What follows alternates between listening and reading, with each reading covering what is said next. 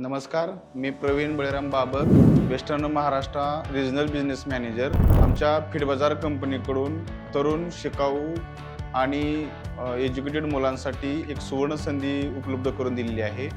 शहरामध्ये नोकरीला जाण्यापेक्षा किंवा IT सेक्टरमध्ये काम करण्यापेक्षा आपला उद्योग, आपला व्यवसाय आपल्या गावामध्येच उभा करण्यासाठी तुम्हाला आमच्या फीड बाजारकडून संधी देण्यात येत आहे।